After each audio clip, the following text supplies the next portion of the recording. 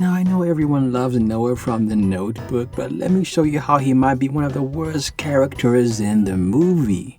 So the first time we see Noah is at a carnival. He's there with his friend Finn and they're checking out girls. When all of a sudden Noah goes, "Yo Finn, who is that fine woman over there?" So Finn's like, "Oh, that girl over there? That's Allie, and she comes from a very rich family." My name's Allie Hamilton. And then Noah proceeds to just stare at Addie like he's already picked out their wedding venue. And the thing is, because Noah looks the way he does, nobody cares. But if he was ugly as hell, this would be a problem. So when Noah gets done with all this staring, he walks up to Allie, who is currently on a date at this point, and he gets in her face and says, "Hey girl, you wanna dance?" You wanna dance with me? And she's like, "Hell no." And then she proceeds to get on a Ferris wheel with a guy she's on a date with. So when she's on the Ferris wheel with another guy, Noah is just staring intensely. And then out of nowhere, he just jumps onto a seat on the Ferris wheel directly in between Allie and her date. Now to be fair, that guy could be just one of Allie's friends, but it still doesn't change the fact that Noah was rejected by Allie, and then he jumps on the Ferris wheel in between her and another man. So when he gets on the Ferris wheel, Noah's like, "Hey, remember me? My name is Noah.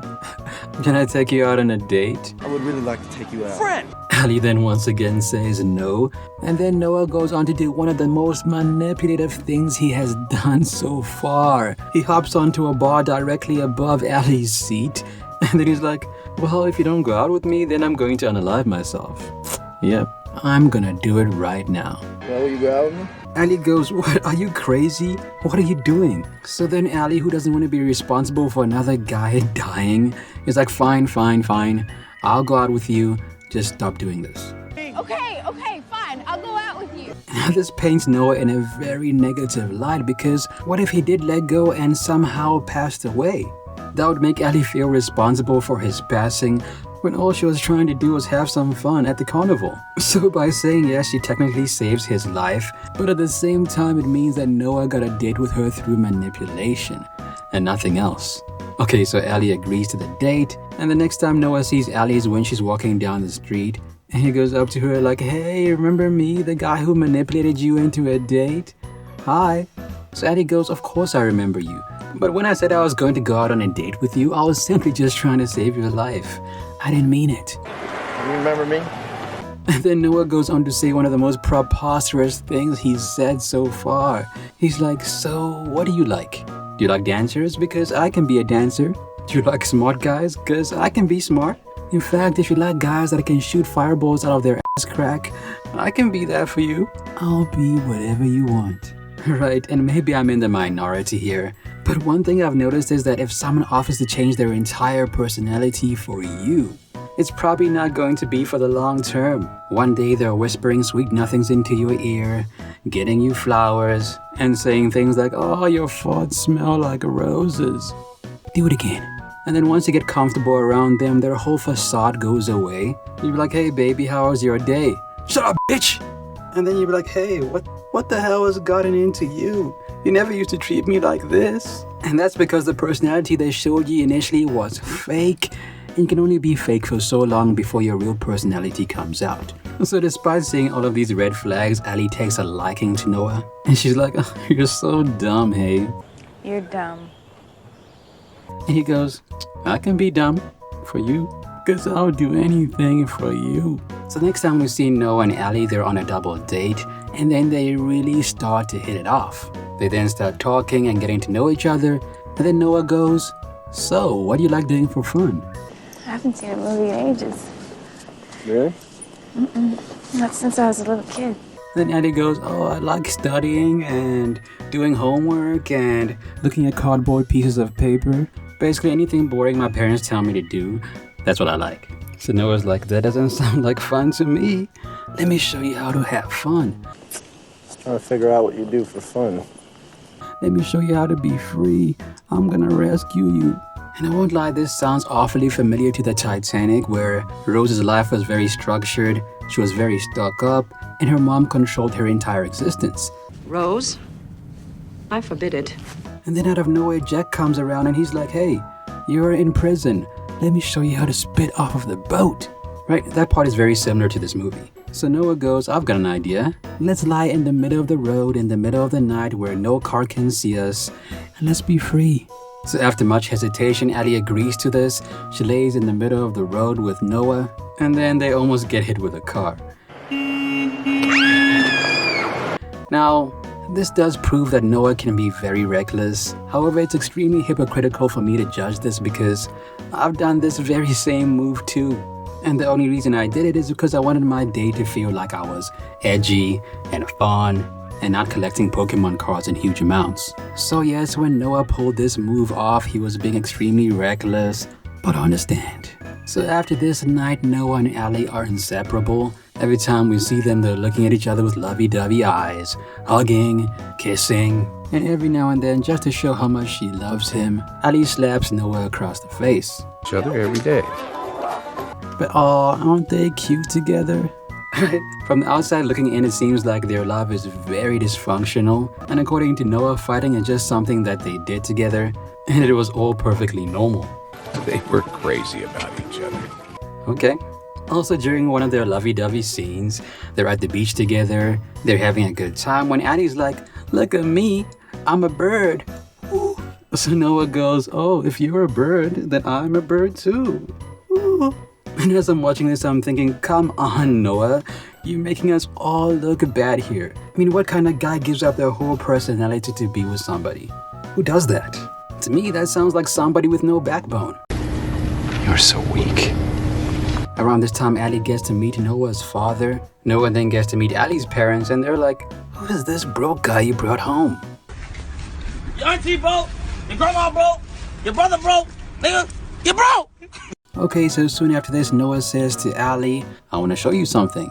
And then he takes her to an abandoned plantation and goes, what do you think? I want to buy this place one day and fix it up. Allie's then like, okay, I see you, Noah. I see you. But if you want to include me in your dream, I want the house to have white paint, blue shutters, a wraparound porch, and a painting room. So now what originally starts as Noah's dream house turns out to be their dream house. Okay. So soon after this, they almost get intimate. But as they're laying on the floor, Finn walks in and he's like, hey, the cops are looking for you, Allie. It's time for you to go home. So Allie goes home with Noah, and this is where all hell breaks loose. Till 2 o'clock in the morning, and it has got to stop. When Allie gets home, her parents are like, yo, where were you? We've been worried about you. It's 2 o'clock in the morning. Also, stay away from that broke boy. We never want to see you around him again. Now keep in mind that Noah can hear every word of what's going on at this point. So he's getting depressed. He feels like he's not worthy of Allie. He also knows that she's leaving very soon, so he breaks up with her and Allie leaves the town before she can even say goodbye to Noah. So this now brings us to one of the most ridiculous scenes in the movie. When Allie leaves, Noah goes, oh my god, what am I gonna do? I can't live without her. And then he starts writing her every single day for a year, which happens to be exactly what any sane person would do. Oh, okay. Oh, you crazy. And he never missed a day. Not one. Now maybe I just haven't experienced real love, but I'm pretty sure the average guy would be like, okay, now that she's gone, I'm gonna write to her. So day 1 of writing passes, then day 2, then day 3, and then when they finally get to about day 15 with no response, they'll be like, man, forget Allie. Yo, Finn, do you wanna go for a beer? Damn, I'm thirsty. I want a beer. What about you? You want a beer? Right, because the entire time he was writing to her, he got zero response. Nothing. But he still kept on writing like somebody out there was reading it. I mean, I'm sorry, because if this is what real love looks like, then I can't compete with this. I would have given up after day 10. No contest, I'm out. Also, keep in mind that at this point, they had only been dating for about 3 months. So can you really fall in love with someone in 3 months? I don't know. Maybe you can. So the next time Noah sees Allie is when he goes to Charleston to get his building plans approved. Right? He's sitting on the bus minding his own business, and then he looks out the window and guess who he sees? It's Allie just casually walking down the street. So he tells the bus driver to stop, and he's like, nope. So he forces the bus to stop right there. He then jumps out of the bus, and then he walks up to a store window and sees Allie laying a smothering kiss on a well-put-together gentleman. And in that moment, you can tell that Noah kind of gives up on Allie. Or does he? So soon after this, Noah's father passes away, and the only thing left he has is his house. So he starts working very hard on construction. However, the only thing that makes this whole scene kind of ridiculous is that Noah had always dreamed of buying this house. However, when he rebuilds the house, he designs it exactly the way Allie wants it. And not the way he wants it. He designs it exactly the way his 3-month fling wants it to be. I want a white house with blue shutters. And not only that, we find out that Noah is in a relationship, right? We see Noah sitting in a bed with a woman, and the woman goes, "Hey baby, what do you think I mean to you, huh? You love me?" And Noah's like, "I don't love you, girl." Right? He doesn't say it exactly like that. He doesn't even say it outright. She just has to guess that he's in love with someone else. Sometimes when you talk to me, you don't even see me. Okay, so soon after this, we see Allie in a wedding dress. She's about to get married to this guy named Lon. And then she sees a picture of Noah in a newspaper standing in front of his dream house. Or should I say their dream house? So then Allie goes to her husband, who is madly in love with her.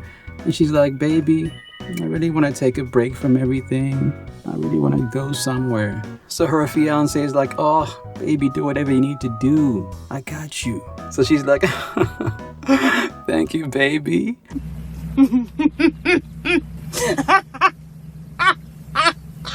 And then she drives over to her ex's house. So she drives over to meet Noah. And you can tell there's very nervous energy in the air because they haven't seen each other in a while. I'm a stupid woman. I shouldn't have come. And then Noah invites her to stay for a dinner. Right? At this point, Noah knows that Allie has a fiance or a boyfriend, at the very least. But he still invites her to his place the very next day. Okay. So then Allie shows up the next day like she said she would. Noah then says he's got something to show her. And then he takes her out onto the lake on his boat, right? And this scene is so over the top because as they're on the lake, there are like a million geese just floating around. And maybe I'm just a hater because damn, I can't compete with that. I mean, my first dates usually end up at Red Lobster, so I need to step up my game. Okay, so after this, it gets even more romantic. It starts raining heavily. And that's when Allie goes, "Why didn't you write me, Noah? Why didn't you write me?" Why didn't you write me? Noah's then like, "I wrote you for 365 days. Huh." Allie's like, "Word?"